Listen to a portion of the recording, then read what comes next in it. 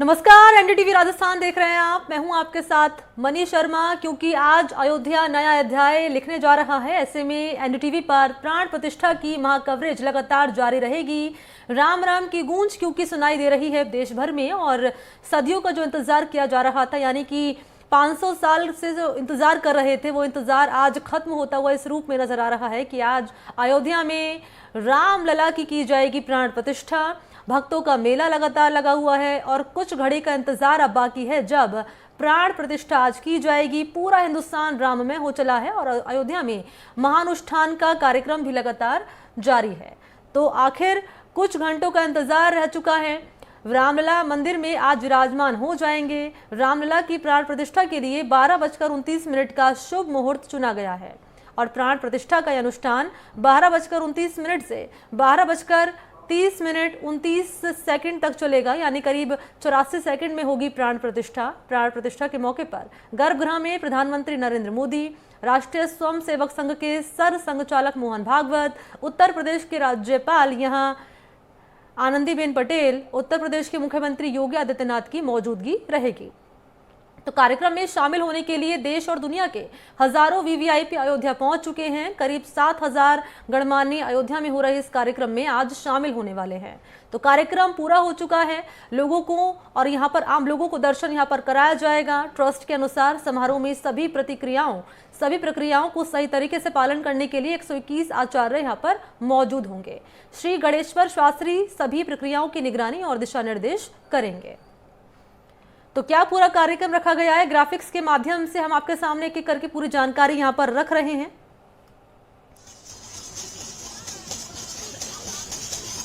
तो कुछ घड़ी का इंतजार बाकी है जब अयोध्या में रामलला का किया जाएगा प्राण प्रतिष्ठा, और एनडीटीवी पर प्राण प्रतिष्ठा की ये महा कवरेज सुबह से ही लगातार जारी है। देश भर में राम नाम की गूंज सुनाई दे रही है और पूरा हिंदुस्तान राममय हो गया है। अलग अलग शहरों में, अलग अलग राज्यों में आप देख पाएंगे किस तरीके से साज सजावट की गई है।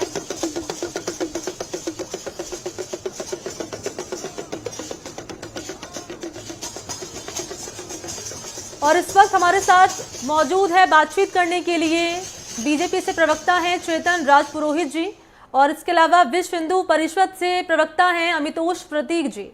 आप दोनों का बहुत स्वागत है एनडीटीवी राजस्थान पर।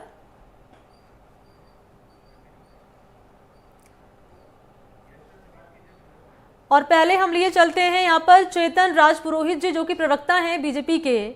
चेतन जी, कैसा लग रहा है?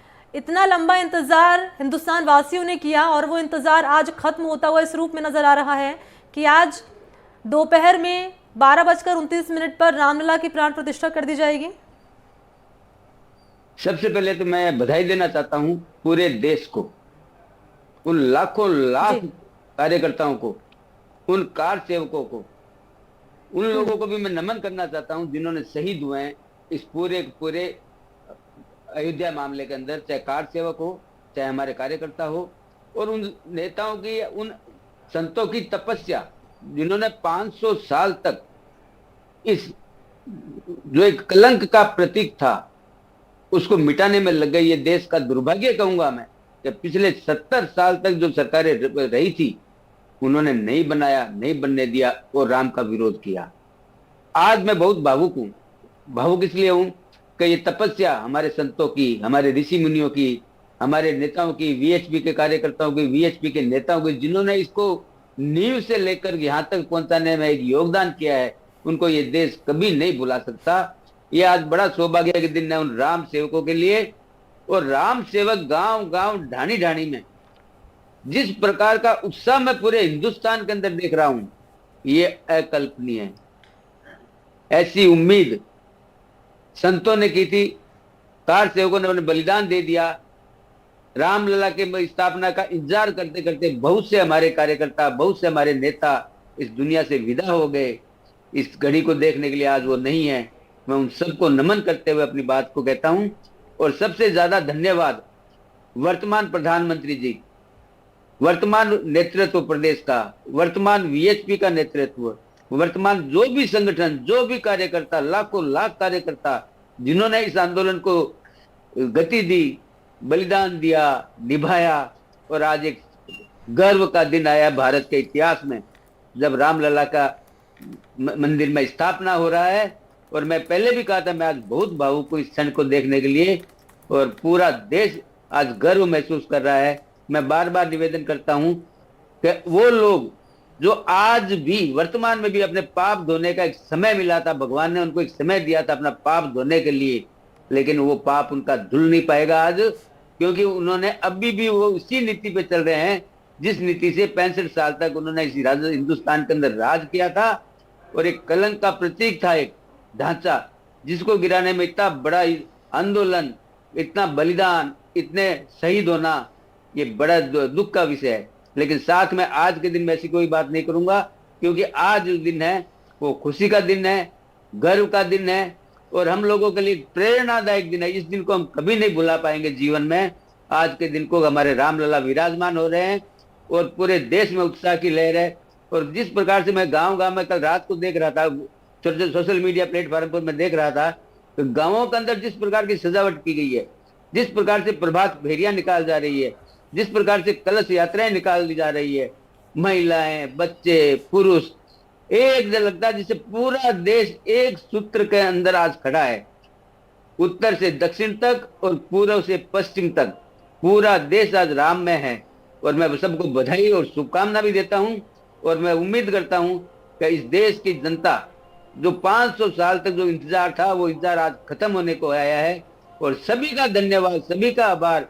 एक एक कार्यकर्ता थे, वो प्रत्यक्ष रूप से हो चाहे अप्रत्यक्ष रूप से हो, वीएचपी का योगदान हम जीवन में कोई भी भारत का नागरिक भुला नहीं पाएगा। कि वीएचपी का सिंगल साहब, रितंबरा जी, कितने नाम लूं, मैं नाम लेऊंगा तो सुबह से शाम तक हो जाएगा। लेकिन इन लोगों का बलिदान, इन लोगों का त्याग, इन लोगों की तपस्या, कितने इन्होंने कष्ट झेले हैं, कितना अपमान झेला है, जेलों में गए हैं। और रोज हमारे से पूछते थे मंदिर वहीं बनाएंगे लेकिन तारीख नहीं बताएंगे। जो हमारे को तारीख पूछते थे उनको हमने तारीख भी बताई, और वो तारीख आज का दिन आ भी गया है। लेकिन आज भी वो लोग राम की पूजा करने में असमर्थ है, क्योंकि राम उनको आने ही नहीं दे रहा अयोध्या। उनके पाप के कारण उनको अयोध्या नहीं आने दे रहा है। जब आने चाहे वो कुछ भी करे, लेकिन भगवान उन्हीं को बुलाता है जो भगवान के सेवक होते हैं और भगवान के प्रति अपना अनुष्ठान करते हैं, भगवान के प्रति अपनी श्रद्धा रखते हैं। जिन्होंने राम को काल्पनिक कहा था वो नहीं जा सकते, उनको भगवान जाने ही नहीं देगा। वो चाहेंगे तो भी नहीं जा पाएंगे, बाने चाहे वो कुछ भी ले ले आज के दिन। लेकिन एक पाप धोने का मौका आया था उन लोगों के पास, जो उन्होंने आज खो दिया है। और पूरा हिंदुस्तान राममय हो चुका है। गली गली में राम के गाने गाए जा रहे हैं, भजन गाए जा रहे हैं, राम प्रभात फेरी निकाली जा रही है। और बड़ा भावुक हूं, मैं भी आज एक मंदिर के अंदर हूं, और मैं बड़ी आज भावुक में ज्यादा मैं नहीं बोल पाऊंगा, कि आज एक क्षण ऐसा क्षण है जिसमें बोलने की क्षमता नहीं है, क्यों भावुकता का पल है। रामलला विराजमान हो रहे हैं। आपका और अमितोष जी का भी रुख करेंगे, लेकिन इस बीच बाबा रामदेव क्या कुछ कह रहे हैं वो हम दर्शकों को सुना देते हैं।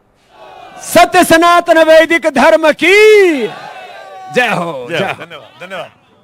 आप पीछे जाइए। तो ये थे स्वामी रामदेव हमारे साथ यहाँ पर मंच पर, और अचानक पहले से बात हुई थी, स्वामी जी ने मान रखा, सम्मान रखा और पहुंच गए यहाँ पर एनडीटीवी के इस आयोजन में। और ये खास तौर पर उनके साथ साथ देखिए अपने आप ये कारवां बनता जाता है।